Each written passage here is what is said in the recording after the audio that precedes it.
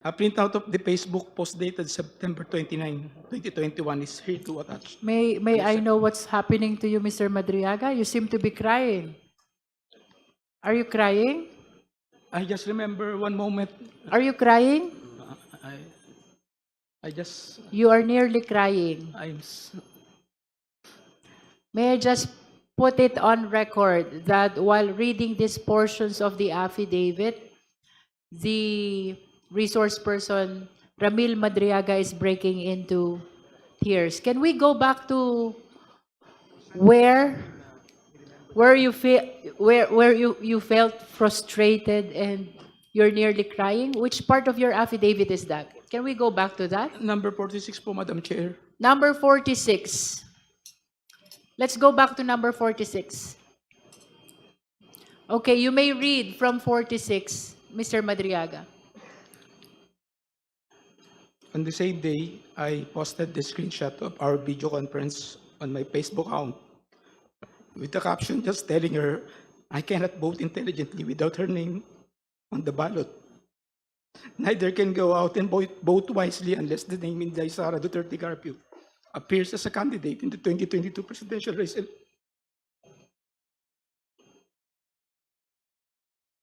Would you like 47.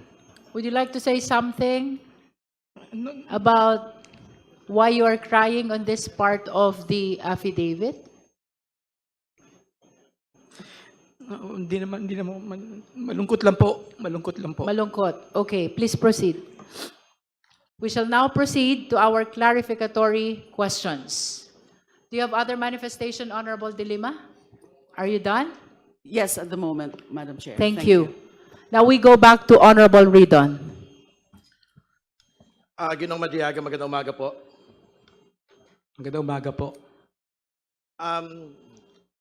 Yung pong affidavit na binabanggit po ninyo, meron po kayong pirma dito, no? Opo, Madam Chair. So kayo po mismo yung pumirma dito sa affidavit po na ito. Opo, Madam Chair. Walang pumirma para sa inyo. Opo, Madam Chair. Okay. Can we be specific, Congressman Ridon, because it appears that there are two affidavits already. The original consisting of 5 pages and the supplemental affidavit which was mentioned by the Honorable Abante. Sige po, maglilinaw ho tayo. So bukod po doon sa affidavit na pinirmahan na binigyan po ng kopya si Congresswoman De Lima, meron pa po ba kayong ibang mga dokumento o affidavit na pinirmahan, Ginoong Madriaga? Opo, bukod po dun sa November 29 na affidavit, ay meron pa po akong supplemental na ginawa, sinumpaang salaysay na may petsang April 11, 2026. So ito po yung supplemental affidavit, bagong affidavit po ito. Opo, Madam Chair. Meron po ba kayong kopya ng supplemental affidavit po na ito? Opo, Madam Chair, nasa abogado ko po.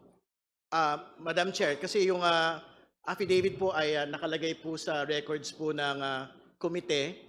Ang supplemental affidavit po ay bagong affidavit, karagdagang affidavit ni Ginoong Madriaga. Tingin ko mahalaga po na mabasa sa harap po ng komite na ito yung kabuuan po ng supplemental affidavit para mag-form part ng records at syempre masumpaan din po na ni Ginoong Madriaga ang katotohanan po ng bagay na ito, Madam Chair.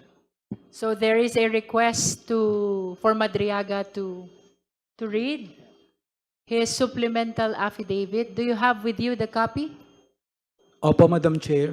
Yes, if there are no objections from the members, then we give the floor to Madriaga to read his supplemental affidavit. Madam Chair. For the guidance of the members, we also direct the COMSEC, if it is possible, to flash in the screen the supplemental affidavit of the resource person as he read the same. Kindly provide as well copies of the supplemental affidavit to all the members. And flash the same in the screen as the resource person read the contents of the supplemental affidavit. You may proceed, Mr. Madriaga. Please read your supplemental affidavit. Opo, salamat po, Madam Chair. Supplemental affidavit. I, Ramil L. Madriaga of legal age, Filipino and with address at care of Annex 2, BJMP Camp Bagong Diwa, Taguig City, after having been duly sworn in accordance with law, do hereby state, 1.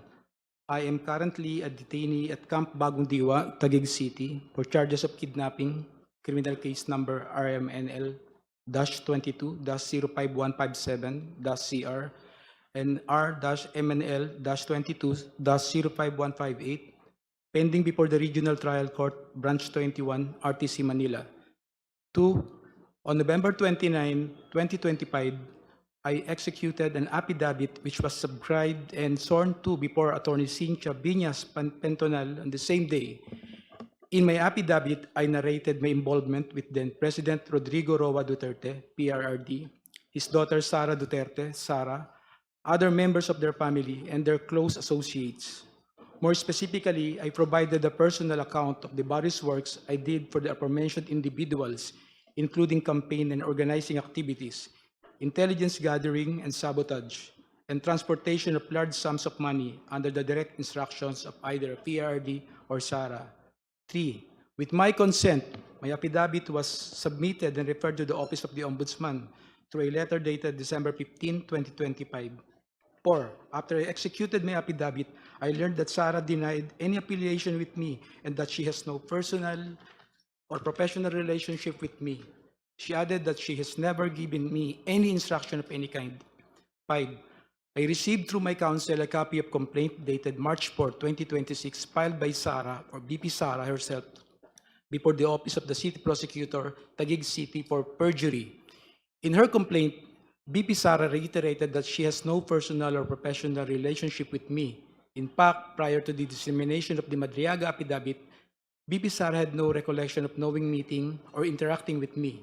6. However, her denial of any affiliation with me is absolutely false. She lied under oath in her perjury complaint against me. Hence, I decided to execute a supplemental affidavit providing further details on the narration I made in my previous affidavit with additional accounts of other orders, tasks, or works given to me by either PRD or SARA or BP SARA. Engagement activities with President Rodrigo Roa Duterte. 7. Prior to the 2016 national elections campaign, I was working for then Congressman Roylo Goles as one of his political officers specializing in intelligence gathering and sabotage operations. Congressman Goles decided to support the candidacy of PRRD. Hence, he introduced me and endorsed my services to PRRD during their meeting at the latter's residence in Taal Street, Bangkal, Davao City, around the 2015 or early 2016. He mentioned to PRRD that I was previously under detention and that I later survived death row. Congressman Goles also added that I am his #1 asset in the National Security Council during his time as National Security Advisor.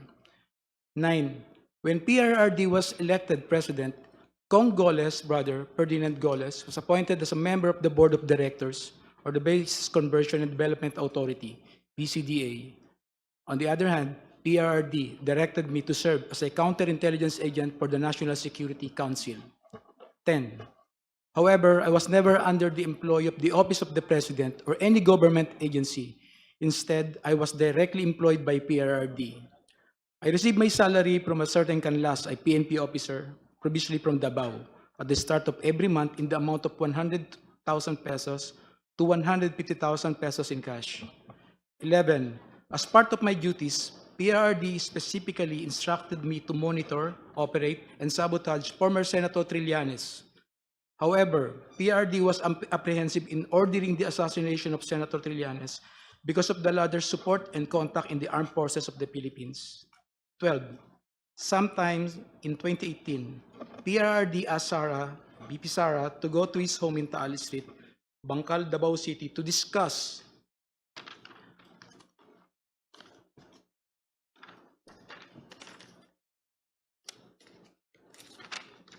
upcoming local elections in Davao City, where BP Sara was going to run for re-election as mayor. During this meeting, PRRD introduced me to Sara and told me, Ram, ikaw na bahala kay Inday. Since then, I've frequently met and discussed with VP Sara, then Mayor Sara, regarding various matters. However, she gave me strict instructions that all conversations should be done as much as possible by call and minimize text messages. 13. Furthermore, PRRD also asked me to profile individuals associated with VP Sara, then again Mayor Sara, because she is his favorite among his children. PRRD wanted Sara, VP Sara, in politics instead of Paulo Duterte Pulong and Sebastian Duterte Baste, who he characterized as baliw and bading, respectively. Number 14, sometimes in 2021, PRRD gave me 25 million to purchase high-end motorcycles for Sara's use while she is in Metro Manila and other ordinary motorcycles for our group operations. 15, hence, I bought two 2021 model Harley-Davidson motorcycles from a dealership in Green Hills, EDSA for around 2,500,000 pesos, inclusive of accessories, and around 2 million pesos exclusive accessories, respectively. Both Harley-Davidson motorcycles were placed under the name of my son. I also purchased two 2021 model Ducati motorcycles from a dealership in Katipunan, Quezon City for around 3,500,000 pesos and around 2,300,000 pesos, respectively. In addition, I also bought accessories for these Ducati motorcycles in the total amount of 500,000 pesos. Both the Ducati motorcycles were placed under my name. 17. Lastly, I also purchased 7 Yamaha NMAX motorcycles for the operation of Initiative for Social Justice Innovation and Progress Pilipinas, or ISIP Pilipinas. The remaining money was distributed to my colleagues in ISIP Pilipinas. 18. All purchases of these motorcycles, including the aforementioned accessories, were paid in cash using the money given to me by PRRD. Custom magnetic lifter transaction with Attorney Manscarpio. Sometime in 2017 or 2018, PRRD told me to assist the husband of Sara, Attorney Manasseh Manscarpio, regarding a problem with the Bureau of Customs. However, no specific details were provided by PRRD. Thereafter, Attorney Mans called me. We later decided to meet in front of a coffee shop in Burgos Circle in Bonifacio Global City, Taguig City. During our conversation, he asked me to assist in facilitating the release of what he called construction equipment, which was plugged and confiscated by the Bureau of Customs. Attorney Mans gave me a contact person, a female lawyer, to coordinate with it regarding the BOC problem.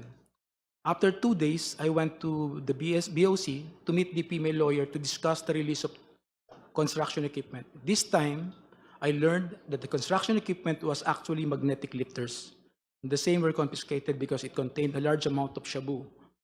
However, the female lawyer informed me that it was difficult to release the same because it was a hot item. 22. I reported this to Attorney Mans and we meet again in the same spot in BGC, Taguig City. This was the last time we met regarding the issue.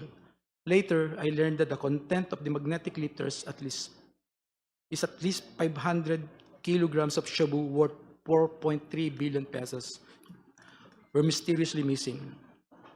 Dummy accounts and bank transactions of PRD. Despite only earning 100,000 pesos or to 150,000 pesos from my services to PRD, millions of pesos went through bank accounts opened for me by close associates of PRD. I admit that during PRD's term as president, I served as a dummy for the transfer of large amount of money. These transfers were made through bank accounts that were opened under my name, which include but are not limited to the following: China Bank, Legazpi Village, Makati City; China Bank, Main Makati City; China Bank near the power station at Ayala, Makati City; PNB Makati Metropolitan Avenue Branch, Makati City; an unknown bank in Pasig City, C. Raimundo. If I may interrupt, Mr. Madriaga, COMSEC, kindly continue flashing on the screen the pages of the affidavit from where the resource person is reading. And kindly speak closer to the microphone, Mr. Madriaga, Opo, please. Madam Chair. Thank you. Please continue. 25. However, I have never personally opened these accounts or appeared before the said banks to process any application in relation thereto. These were opened by people close to PRRD, who informed me that money will be transferred to these accounts for intelligence operation and for laundering. I was later instructed to sign an entire checkbook where the amounts and pays are left blank. I agreed to do this because at the time I had complete trust in PRD and his close associates. 26. On some occasions, PRD would call me to inform me that someone from the aforementioned bank would contact me to confirm a withdrawal or encashment.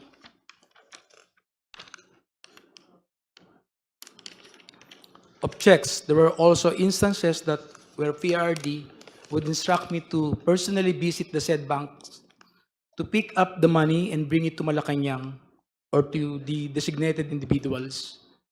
I distinctly remember that PRRD directed me on 3 separate occasions to pick up 100 million from a bank inside the mall in Lubao, Pampanga, which were all delivered to Malacanang. On another incident, I was informed by PRRD that the 2 land bank managers' check which were to be delivered to one of our safe houses in Eastwood, Quezon City, in the amounts of 84,200,000 pesos and 4,800,000 pesos, respectively, were issued under my name. Copies of the 2 land bank managers' checks are hereby attached as annexes A and A-1. 28. To prove the aforementioned allegations, I am willing to execute an affidavit, authorization, or any other document, and to perform all acts necessary for Committee on Justice of the House of Representatives or the courts to access the aforementioned bank accounts and all other bank accounts under my name. Term sharing and destabilization efforts. 29. Sometime in November 2021, PRD mentioned to me that Ferdinand Bongbong Marcos Jr. will run for the president while Sara will serve as his running mate. PRD added that a few months ago, BBM and Senator Amy Marcos visited him to discuss a possible alliance to the 2022 national elections. During this meeting, BBM was able to convince PRRD to have Sara as BBM's vice president. However, they also agreed that by 2025, BBM will voluntarily step down to give way for a Sara presidency.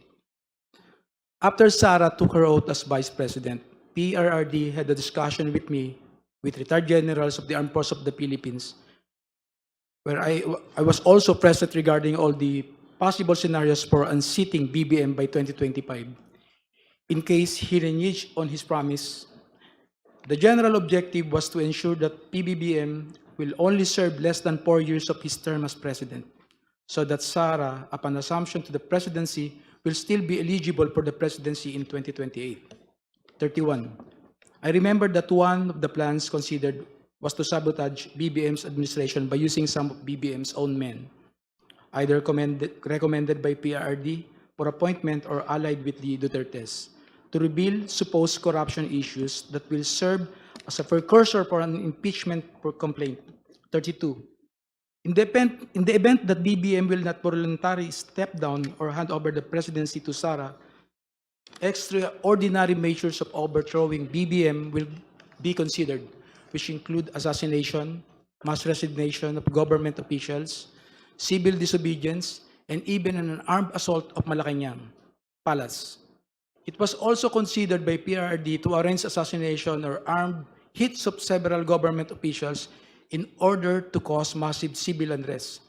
The resulting civil unrest will be used as basis to organize a group of military officers to stage a coup. 33. One of my assignments was to recruit civil groups, schools, clubs, fraternities, criminal groups, and syndicates. Inday Sara is my president, ISIP, at 2022 national elections campaign. 34. In 2020, I was instructed by PRRD and Sara to help form a group to support Sara's candidacy for president in the 2022 national elections. Hence, I helped establish and register a non-profit corporation called Initiative for Social Justice Innovation and Progress, or ISIP Pilipinas, Incorporated. But to us supporters of Sara, ISIP actually stands for Inday Sara is my president. I helped establish ISIP together with some friends of BP Sara and alumni of San Sebastian College of Law, SSC Law. including Assistant Special Prosecutor Ryan Ray Kilala of the Office of the Ombudsman and his wife, Aurea Fortuna Kilala. A screenshot of one of ISIP's video conference meetings where Sarah and Attorney Ryan were present is here to attach as Annex B. A photo of Attorney Reynold Monsayac wearing an Inday Sarah is my president is here to attach as Annex B-1. 35. I got close with Attorney Ryan, who was previously a professor of Sarah and former associate dean of SSC Law. He shared with me that Sarah was not particularly good in school, was often struggling with her academics and habitually rude and violent to other students. Hence, Attorney Ryan used his influence in San Sebastian College of Law to ensure that Sarah received passing grades despite her poor academic performance. 36. Attorney Ryan and his wife became quite close to me and my family that they agreed to serve as godparents in my son's wedding. A photo of Attorney Ryan and Rhea taken during my son's wedding is here to attach as Annex C. Shortly after we organized ISIP, I was informed by PRRD that funding will be made available for the activities of ISIP through the contribution of his friends and supporters. One of those friends and supporters is Lin Wei Zhong, who was the financial officer of Parmalee Pharmaceuticals. Sometime in June or July 2021, PRD informed me that someone will call me to directly coordinate the turnover of 175 million to fund ISIP's organizing efforts, promotional and campaign activities. Thereafter, a man called me to proceed to the basement parking of Seda Hotel, Quezon City, to pick up the said amount. Thus, I hurriedly went to the place with my cousin Rosendo Madriaga. As I recall, the money was placed inside several large backpacks and bags, which were handed to me at basement of parking of Seda Hotel, Quezon City. I loaded the same to my white Toyota Land Cruiser. Lin Wei Xiong was present when I received the said amount together with two other individuals. He then asked me where will the money be used. I informed him that this will be used to fund election of Sarah, to which he replied, good, good. 40. I directly brought this money to my house for safekeeping.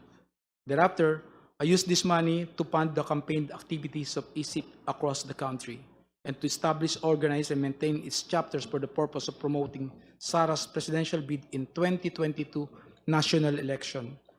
Some of these chapters include Quezon, Binangonan, Bicol, Antipolo, Quezon City, Zambales, Leyte. Photos of ISIP Pilipinas activities are here to attach as annexes D to D-7. 41. The expenses for the activities include costs for merchandise, travel, accommodations, rental fees for offices, lump sum distribution to identified leaders, who in turn pledged to organize for Sarah in their respective communities, and allowances of volunteers and organizers. However, upon the request of Attorney Ryan, I personally delivered 15 million to him in his office at the Office of the Ombudsman. From time to time, PRD would talk to me to check if there is still sufficient funding for ISIP. When the initial amount funding ran out, I promptly informed him and he directed me to get another 100 million pesos from Maestrado Lim, who we call Tanda, at the Hyatt Regency in Bonifacio Global City, Taguig City. The money was placed in several bags and were handed to me by Maestrado Lim. 43. I distinctly remember Maestrado Lim because he previously mentioned during one of our meetings in Davao City that he hated Filipinos in general and Filipino businessmen in particular, stating that peste yung mga Pilipino, yung mga businessman walang kwenta. Aside from Lin Wei Zhong and Maestrado Lim, I also remember that Michael Yang, a very close friend of PRRD who was frequently in Malacanang, also provided financial support to ISIP Pilipinas. 45. On September 29, 2021, and despite our extensive campaign activities, I was informed by Sarah that she will no longer run for president and will instead run for as BBM's vice president in 2022 elections. This decision caused deep frustration among the members of ISIP. Hence, we organized a video conference with Sarah where I personally asked her to reconsider her decision, as we have already poured some substantial effort toward promoting her candidacy for president through ISIP. During our video conference, I also noticed the painting I personally gave her as a gift. A screenshot of our video conference is here to attach as Annex A. 46. On the same day, I posted the screenshot of our video conference of my Facebook account with the caption, just telling her I cannot vote intelligently without her name on the ballot. Neither can go out and vote wisely unless the same Inday Sara Duterte Carpio appears as a candidate in the 2022 presidential race, ISIP Pilipinas. A printout of the Facebook post dated September 29, 2021 is here to attach as Annex F. Mr. Madriaga, would you like to drink water first Yes, Your Honor. If I to may. give you some relief? This is quite a lengthy affidavit. Please provide him some water. Thank you po, Madam Chair.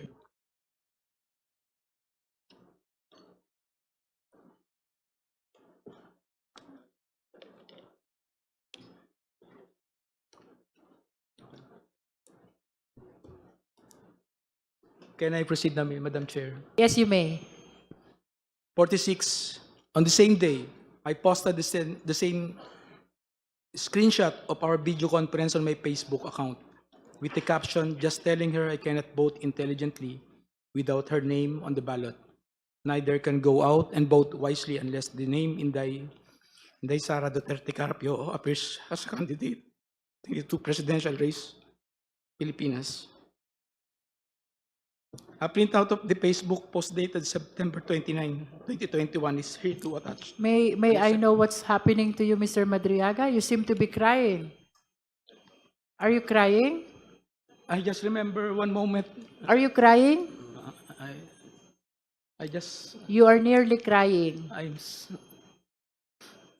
May I just put it on record that while reading these portions of the affidavit, the resource person, Ramil Madriaga, is breaking into tears. Can we go back to where you felt frustrated and you're nearly crying? Which part of your affidavit is that? Can we go back to that? number 46 po, Madam Chair. Number 46.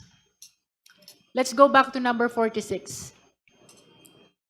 Okay, you may read from 46, Mr. Madriaga. On the same day, I posted the screenshot of our video conference on my Facebook account with the caption just telling her I cannot vote intelligently without her name on the ballot. Neither can go out and vote wisely unless the name Inday Sara Duterte Carpio appears as a candidate in the 2022 presidential race.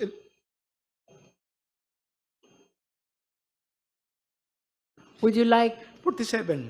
to say something No, about why you are crying on this part of the affidavit?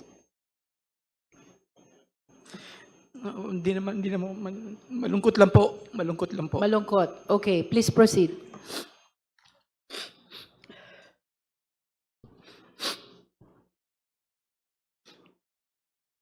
Madam Chair, can we allow the witness to please? Honorable witness- Dumogan. Thank you, Madam Chair. Can we allow the witness to please get his Yes. composure before he will continue? Yes, we are temporarily suspending to give time to Mr. Madriaga to console himself.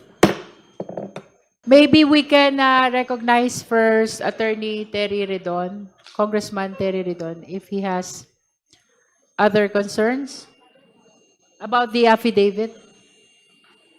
What's the pleasure of the Honorable Redon? Because it is on your motion, on your request that Mr. Madriaga is reading this affidavit that causes him to cry a lot.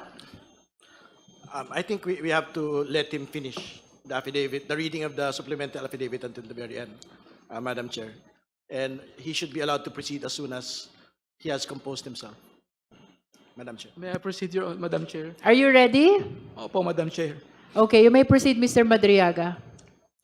47, nevertheless, Sara proceeded to run as BBM's vice president under the unity ticket.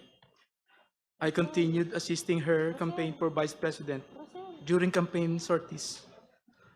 I served as advance party to municipalities, cities, provinces where Sara was scheduled to visit and campaign. In several of these campaign sorties, I personally joined Sara together with other members and volunteers of ISIP, which to us now refer to Inday Sara para sa ikalawang Pangulo. Photos of Sara and me in several campaign sorties are here to attach as Annex G to G-3. 48. During one of the activities of ISIP in Bataan, I got to know a group of farmers who were asking for assistance because of land grabbing incidents in their area. I tried assisting them and I discovered that the entity behind the land grabbing in First Bataan Maribeles Holdings Corporation. More than a year later, I informed Sara about this concern and she told me to bring the group to one of her residences in Metro Manila located at Serendra Bonifacio Global City, Taguig City. I asked the group of farmers to wait outside of Serendra as I went to talk to Sara. When I mentioned to Sara the First Bataan Maribeles Holdings Corporation is the one involved in the land grabbing incidents, she told me that she cannot do anything and that she will no longer meet with the group of farmers. Through ISIP, I also came to know Attorney Reynold Monsayak, who likewise provided valuable support to ISIP. In recognition of his efforts, ISIP awarded him a certificate of recognition and appreciation at Nomu Bashu, Thomas Morato, Quezon City. Attorney Monsayak was later appointed as the spokesperson of the Office of the Vice President. A copy of the certificate of recognition and appreciation dated June 29, 2022 is here to attach as Annex H. Number 51. The certification of recognition and appreciation was handed by Attorney Ryan to Attorney Monsayak at Nomu Bashu, Thomas Morato, Quezon City, where I was also present.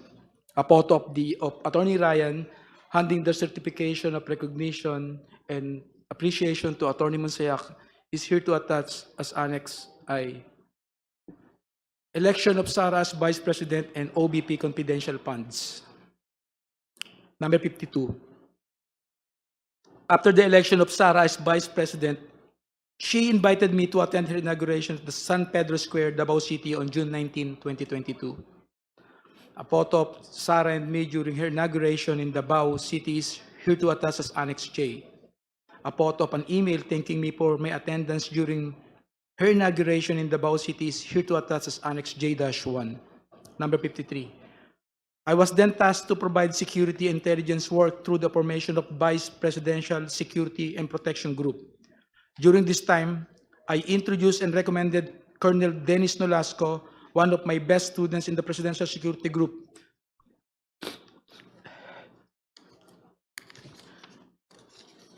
to assist this matter. Number 54. Colonel Nolasco then tapped the services of Colonel Raymond Dante Lachica to head the BPSPG. Afterwards, I worked with both Colonels Nolasco and Lachica from July 2022 to April 2023 for tactical transport services, security of Sara and other VIPs, handing and conveying and highly confidential information, and the transportation of large amount of money to several persons as instructed by Sara. Money deliveries under the instruction of Sara. In the morning of December 20, 2022, Sara called me and she said, "Sir Ram, please coordinate with Colonel Nolasco. Meron tayong deliver sa San Pablo, Laguna, sa night strip, at sa Ombudsman." Sara added, "Bawi tayo sa kanila later." Later, I received a text message from her indicating the places of delivery, which include San Pablo, Laguna, night strip, Office of the Ombudsman, and the corresponding contact numbers. Number 56. Later that morning, Colonel Nolasco sent me a text message directing me to go to the DepEd Central Office in Pasig City, beside Ultra at around 1:30 p.m. for the transport. Transport is a shorthand for delivery or transportation of large sums of money between Colonel Nolasco and me upon the instruction of Sarah. After receiving the text message, I hurriedly prepared and went to the DepEd Central Office together with 4 other individuals, Richard Babagay, Arman Villanueva, a certain Chip, and a certain Ruel. Number 58. Richard and I were aboard my blue Toyota FJ Cruiser, while Arman, Ruel, Noel, and Chip came in Toyota Grandia with the sticker Inday Sara Champura Duterte attached to both sides of the van. Richard was driving my blue Toyota FJ Cruiser and Chip was driving the Toyota Grandia.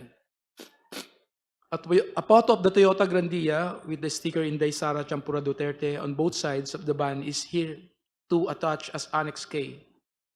A photo of my blue FJ Cruiser is here to attach as Annex K-1.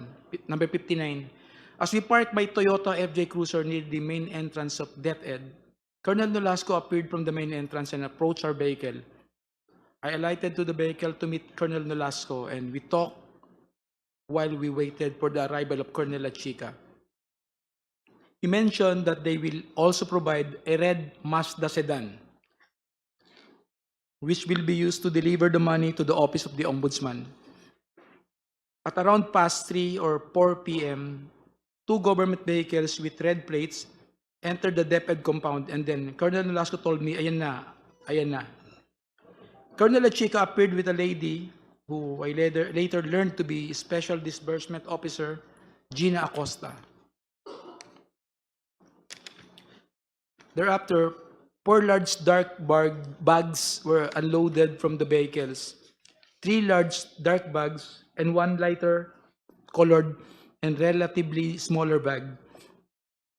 Colonel Nolasco told me that each bag contained around 30 million pesos to 35 million pesos. The 4 bags were brought to where Colonel Nolasco and I were standing, which was near my blue Toyota FJ. Afterwards, I signaled Arman and Richard to load the same to our vehicles. The two large dark bags were placed in the Toyota Grandia, and 1 large dark bag and 1 lighter colored bag were placed in my blue FJ Cruiser. The bags loaded to the Toyota Grandia were to be delivered separately to San Pablo, Laguna, and Nomu, Bashu, Tomas Morato, Quezon City on the same day. The remaining bags, initially loaded to my blue FJ Cruiser, were immediately transferred to the red Mazda sedan prior to our departure from the DepEd compound and were to be delivered to the Ombudsman parking lot the following day. Then, the red Mazda sedan proceeded directly to my residence in Cainta, Rizal, and was driven by Noel. Before leaving DepEd Central Office, Colonel Nolasco told me to get my share from the said bags, and he and Colonel Lachica have already taken theirs. Hence, I took 1 million pesos for myself from the lighter colored bag loaded to the red Mazda sedan. That's when I verified that the contents of the bags were bundles of cash in 1,000 denominations and packed in stacks of 1 million pesos, each tightly sealed in transparent plastic.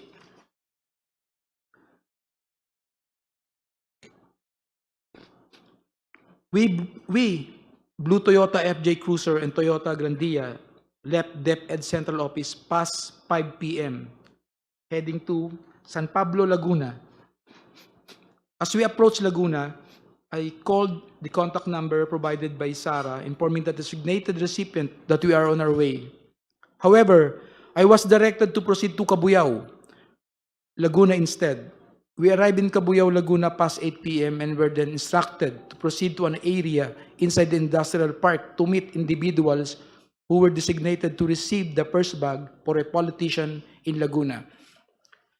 As we approached the designated place, I can clearly see from our vantage point an SNR membership shopping establishment. Upon arrival, I immediately saw 3 persons standing in wait beside the dark sports utility vehicle. One of them proceeded to the Toyota Grandia and took one of the bags. We immediately left after the delivery of the first bag. 65. Thereafter, we proceeded to Nomu Bashu Tomas Murato, Quezon City, a comedy bar we call the Night Strip, frequented by SSC Law alumni including Attorney Ryan and Attorney Monsayak. 66. I am quite familiar with Nomu Bashu because I previously visited it several times in relation to my work with SARA and ISIP Pilipinas. In fact, this is the same place where ISIP gave Attorney Monsayak a certification of recognition and appreciation. We arrived at Nomu Bashu around 12 midnight. I went inside the establishment with Arman, who was carrying the second bag. I immediately saw Attorney Monsayak, who was at the same time, at the time, in the middle of the place together with a woman and several men. When he saw me, he stood up and signaled for us to go upstairs. We then proceeded to the stairs leading to the second floor. Arman walked ahead of me while I followed him. Before I got to the second floor, I saw a man who came out of the room and received the bag from Arman. After that, we proceeded to exit the premises, and as I was passing near the table of Attorney Monsayak, I looked at him and he nodded.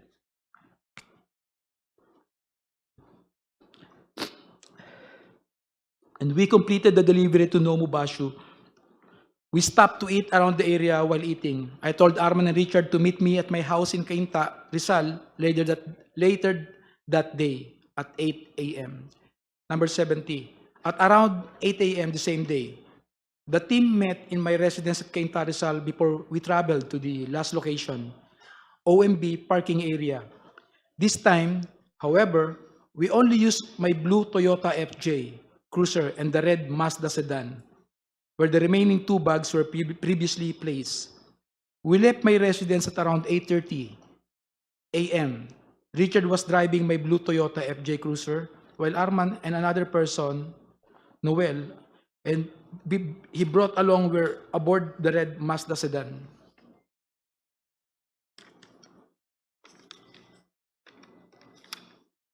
'71. When we arrived, the guard gave a signal directing us to park in a specific area in the Ombudsman parking lot. We proceeded to the specific area and parked red Mazda sedan, where the remaining 2 bags of money were placed. We left the keys on top of the left front of the wheel, which is our usual practice when delivering large amounts of money. 72. Previously and upon direct instructions of PRD, Sarah, I've also delivered money to Ombudsman Samuel Martires or Attorney Ryan, which I usually place inside an open trunk of a designated car.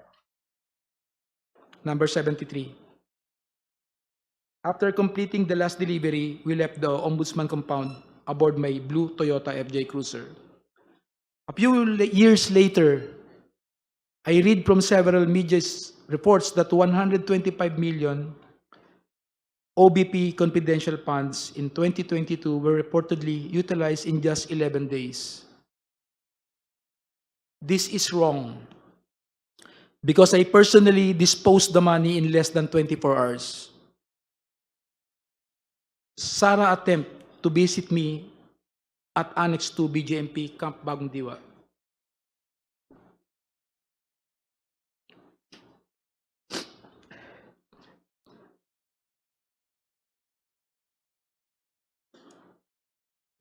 You can Numbers- drink some water, Mr. Yes. Madriaga. Yes, if I- Drink some water.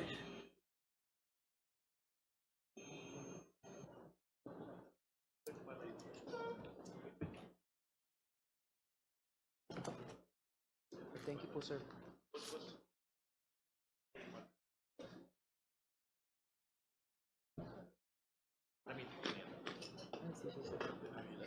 Issue.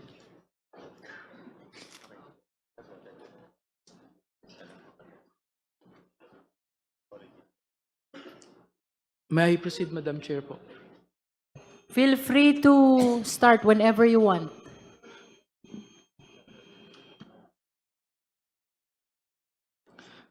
Number 74. A few years later, I read from several media reports that the 125 million pesos OBP confidential funds in 2022 were reportedly utilized in just 11 days. This is wrong because I personally disposed the money in less than 24 hours. Sarah's attempt to visit me at Annex 2, BGMP Camp Bagundiwa.